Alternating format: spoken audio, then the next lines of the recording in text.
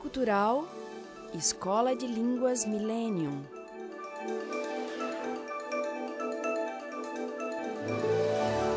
Proton Editora.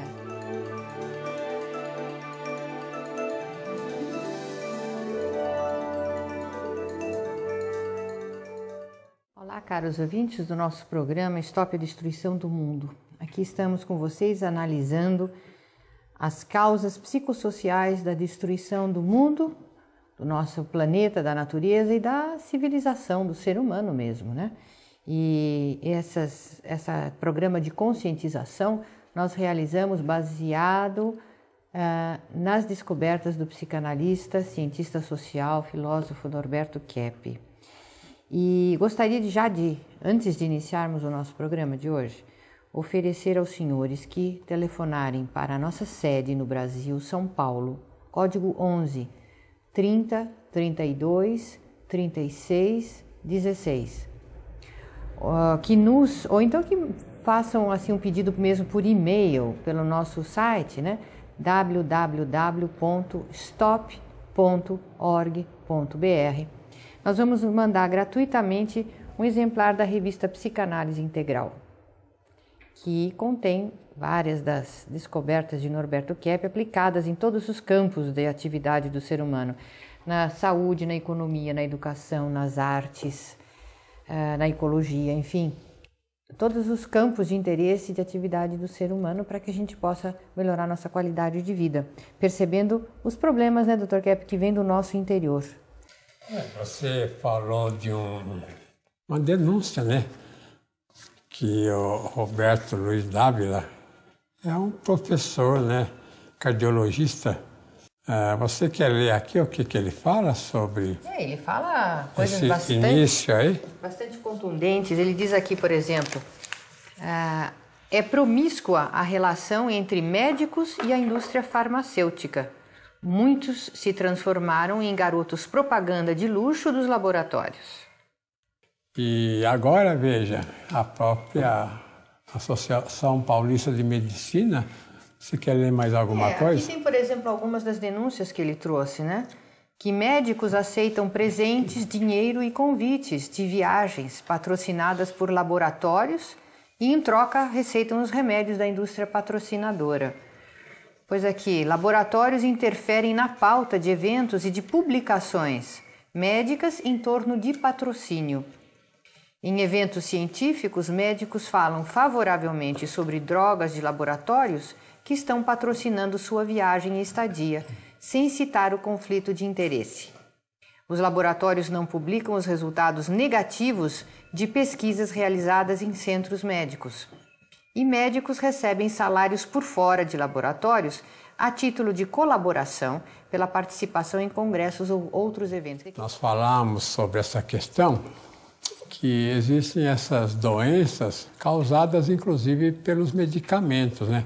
Os senhores sabem que o medicamento pode ajudar num sentido o doente e pode, em 4 elementos, atrapalhar e prejudicar a vida do ser humano. Então, se o medicamento ajuda, vamos dizer, numa doença, depois cria mais doenças.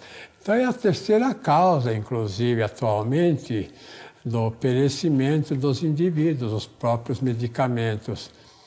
Então, eu falei, né, na televisão, no Fantástico, eu não me lembro bem o ano, 1978, que causou um estremecimento muito grande. Inclusive, eu sofri até processo de um professor aí ligado à faculdade lá do Hospital das Clínicas, achando que seria um absurdo. Agora, a própria Associação Médica está falando. Então, eu tinha escrito esse trabalho aqui, A Medicina da Alma, veja aqui. Eu escrevi no Hospital das Clínicas, na década de 60, para mostrar a origem, vamos dizer, psíquica das doenças. Então, aqui, veja, eu pus o Freud, né? Aqui, o Viktor Frankl, e eu estou aqui. E aqui é um dos pensadores antigos, né? Sócrates. Então, eu quis mostrar a relação entre a doença física com a parte emocional, que, aliás, não existe uma doença que não tenha o seu substrato emocional. Até aqui, numa parte do livro, eu escrevo, quando eu estudei em Viena, né? Estava lá com o professor Hans Hoff. O Hans Hoff era um neuropsiquiatra. Ele dirigia a clínica de psiquiatria da Universidade de Viena, que era considerada uma das melhores do mundo, se não a melhor. E ele disse o seguinte, que nenhum doente sai da clínica dele, quando havia internação ou tratamento no ambulatório, sem fazer psicoterapia. Que se faz o tratamento só orgânico, a pessoa logo em seguida volta com outros sintomas, inclusive psíquicos de doença. Então, para o indivíduo ter uma recuperação quase total, vamos dizer assim, para ele conseguir viver quase normalmente, ele teria, todos eles, de se submeter a uma psicoterapia. Então, o que eu quero falar com isso, né? Eu voltando aos pensadores, porque é muito importante notar que a ciência não é indutiva, é dedutiva. Quer dizer, o que o indivíduo experimenta na ciência é uma dedução que faz na própria mente sobre o que ele pensa. Então, ele experimenta para ver se na vida prática funciona ou não. Não é daí que vem uma ideia, a ideia está na cabeça dele. A ideia é que vai ser testada pela experimentação. Veja uma frase que eu coloquei aí que pode esclarecer bem. Nada é conhecido se não for amado. Existe uma frase que diz o seguinte, que a pessoa só ama aquilo que conhece. Isso foi tirado de Sócrates, né, que era o professor de Platão e, consequentemente, depois veio Aristóteles. A ideia de Sócrates é que o indivíduo só aceita, ou então só gosta daquilo que conhece. Se ele conhece o bem, ele aceita o bem. Se não, ele não pode aceitar. Então, pelo nosso trabalho, né, eu estou mostrando que o ser humano, ele só conhece aquilo que ele ama, compreende? Que é o amor, né? Que é o afeto, é o elemento fundamental, é anterior ao conhecimento. Então, quero dizer o seguinte com isso, que se o ser humano não tiver muito amor, não tiver muito afeto, ele será praticamente vedado ao conhecimento. Que para ele conhecer uma pessoa, ele tem que gostar. Se ele não gosta, ele vai atacar a pessoa. Ou então, para, por exemplo, saber qualquer ciência, ele tem que gostar. Ou então, um trabalho, ele tem que gostar. A gente pode até dizer que o ser humano não tem que gostar do que vai fazer, mas ele tem que aprender que ele irá gostar do que ele faz. Ele não tem que fazer um trabalho porque ele gosta, mas o que ele gosta vem do trabalho que ele fizer. Quer dizer, é o trabalho que a pessoa faz é que leva o indivíduo a gostar, porque a ação vem antes do amor, vem antes do conhecimento. A ação é o fundamento da vida, né? Naquela questão do átomo, existe o próton com o elétron, os dois constituem o átomo. Diz que tem um nêutron no centro, mas o nêutron é a junção entre os dois. Então, é pela união do próton e do elétron é que vem a matéria, vem as coisas, tudo é constituído. A mesma coisa no ser humano. Note que quanto mais o indivíduo é dinâmico, quanto mais ele é um indivíduo assim, que pensa, que sente, que gosta, que ama, então é um indivíduo mais produtivo. Os senhores nunca vão conhecer uma pessoa amorfa, apática, que produza qualquer coisa. Por quê? Porque a gente pode dizer até dessa palavra de paixão, né? O indivíduo apaixonado, aquele que é apaixonado, é que produz alguma coisa. Se ele não tiver paixão, ele não vai nem conhecer nada. Por quê? Porque o conhecimento vem do amor.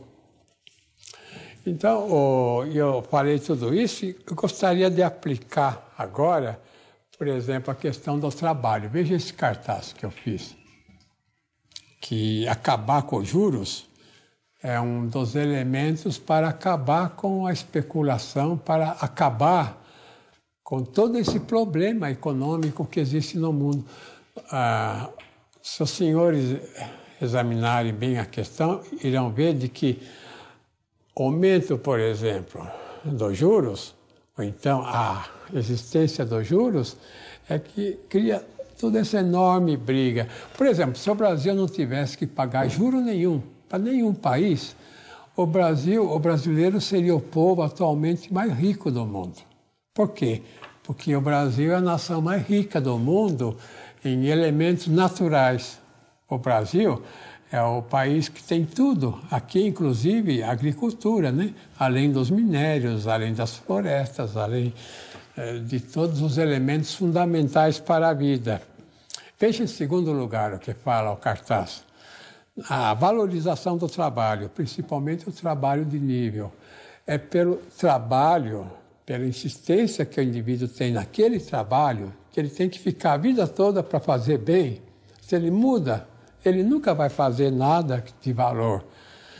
É pela valorização, pela insistência naquele trabalho que ele vai crescer, inclusive, na inteligência dele.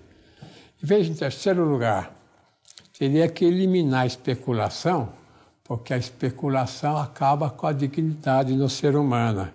Em quarto lugar, que conscientizar que o capitalismo faz parte da patologia humana. Portanto, a questão de especulação que o capitalismo criou é uma questão fundamental para estragar a sociedade. Nós já voltamos. Dentro do instante.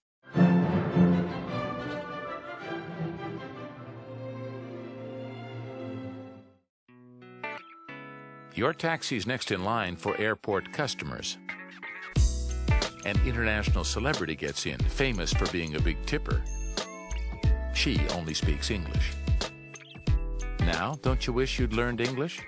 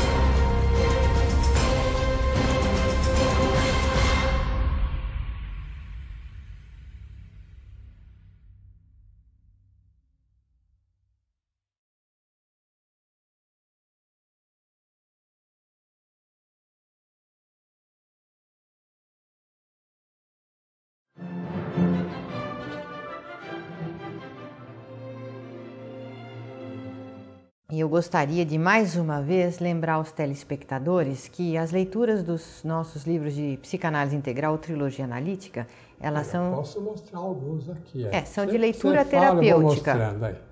São de leitura terapêutica. Cada livro que a gente lê traz condições da gente fazer...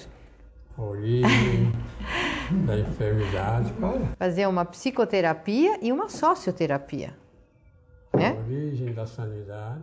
Então, se vocês quiserem saber mais a respeito dos nossos livros e as suas aplicações no campo da saúde, no campo da educação, da economia, da filosofia, das artes, acessem o nosso site.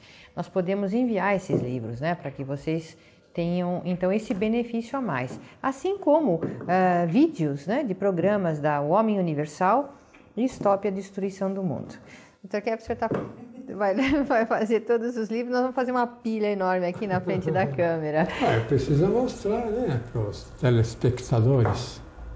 Isso. Mas tem todos esses aqui do lado esquerdo ainda? Não sei se o senhor vai querer mostrar todos eles. Não, todos não dá. Tá, todos não Tem dá. mais de 30, né? Isso, tem mais. Então, no nosso site vocês podem acessar tudo isso. Inclusive, nossas publicações estão em 8 ou 9 idiomas já publicados, né? Português, inglês, espanhol, francês, italiano, alemão, russo, finlandês, sueco. Mais alguma, Alexandre? Agora vai para o chinês também. Vai para o chinês. Então, é uma ciência que já tem reconhecimento internacional há muito tempo, né? Eu queria pôr agora uma sentença que é muito importante. É do Kierkegaard. Ele é um pensador da Dinamarca. Ele praticamente criou o existencialismo moderno, né? Olha, veja o que ele escreve aí. A vida não é só objeto do saber. É muito maior do que isso. Então, o que ele quis falar com isso, né? Que o conhecimento não é tudo. Por isso ele criou um novo rumo da filosofia, dizendo que a vida, em geral, né, o que nós vivemos, não é só aquilo que nós sabemos. O que nós sabemos é pequenininho. O que nós vivemos é enorme, e que não cabe dentro do conhecimento. Então nós conhecemos, vamos dizer, nem 10% daquilo que nós somos. Aliás, eu gostaria de mostrar um quadro que vai mostrar para os senhores também como que um elemento está ligado ao outro, compreende? Veja o quadro. Esse quadro mostra o seguinte: do lado esquerdo existe o amor, a razão e o belo. Ou seja, o amor é o bem, né? Lá embaixo. A razão é a verdade, né? No meio. E o belo é a estética, né? Que eu pus no meio. Então veja que a experimentação, que é a ciência, a direita, a filosofia e a teologia lá embaixo, é ligada, por exemplo, a teologia é ligada à ética e ao amor. Só indivíduo de muita ética que entende que faz teologia. A filosofia é consequência da razão e da verdade, né? E a ciência é consequência da estética, né? Consequência das artes. Mas veja que um elemento é ligado ao outro. O amor é ligado à razão, a razão ao belo. O amor é ligado à ética, e a ética à teologia. A ética é ligada à verdade, à estética, assim como a teologia fez a filosofia e a experimentação. À esquerda, lá na primeira coluna, é que o Criador fez. A coluna do meio é mais ligada à intuição, à mulher. E o terceiro elemento é ligado ao homem, a ciência, a filosofia e teologia. Então, eu quis mostrar esse quadro para dizer aos senhores de que tudo é ligado um ao outro. Por exemplo, na medicina, né? Atualmente existe a questão da especialização, assim como existe na física, na psicologia, em todas as ciências, em todos os conhecimentos. Isso é errado, porque um elemento é ligado ao outro. Por exemplo, para conhecer, vamos dizer, a psicoterapia, para saber como trata do ser humano, tem que conhecer a metafísica, a filosofia, tem que conhecer, por exemplo, a física, tem que conhecer a psicologia, tem que ter noções, pelo menos, de biologia, a questão vegetal, né? Tem que ter conhecimento da zoologia, dos animais, até mesmo de questões astronômicas, questões assim, vamos dizer, de planetas, de astros, de forças, né, que a física mostra que existem no espaço. Então, houve na humanidade um indivíduo chamado Nikola Tesla. O Nikola Tesla, ele mostrou o seguinte, veja bem, que a energia fundamental, ele chama de energia livre, né? Vem do espaço e que isso todos nós podemos ter, captando no espaço como ele fez. Veja lá a armação que ele fez, um poste que ele fez, compreende? Ele colocou essa armação e lá em cima uma espécie de chapéu, quer dizer, tudo de metal, né? E lá em cima, esse elemento redondo capta energia que ele chama escalar no espaço, que se transforma em energia eletromagnética, que transmite para os carros. Então, para não usar mais gasolina, não poluir mais os ares, para não usar nenhum tipo de energia assim poluente, né? Ele fez isso em Paris e fez durante uma extensão de 80 quilômetros, e o carro pegando essa energia que era elétrica no carro, que é escalar em cima, né? Nesse poste que ele fez, naquela forma redonda que captava no espaço a energia livre que podia ser usada hoje, sem trazer nenhuma poluição para o mundo e, portanto, sem trazer perigo para o ser humano, para os animais, para os vegetais e para o próprio planeta. Então, quando eu estive lá em Viena, trabalhando com o Viktor Frankl, ele trouxe os seguintes princípios, veja aí. Análise existencial, a logoterapia, né? Logoterapia significa terapia pelo logos, pela razão. Ele achava que o Freud fazia uma terapia mais dos sentidos. Então ele fez uma terapia do raciocínio. Ele achava que o raciocínio estava errado e que, corrigindo o raciocínio, aí o valor da filosofia, né? Principalmente do conhecimento do que é certo e do que é errado também na filosofia.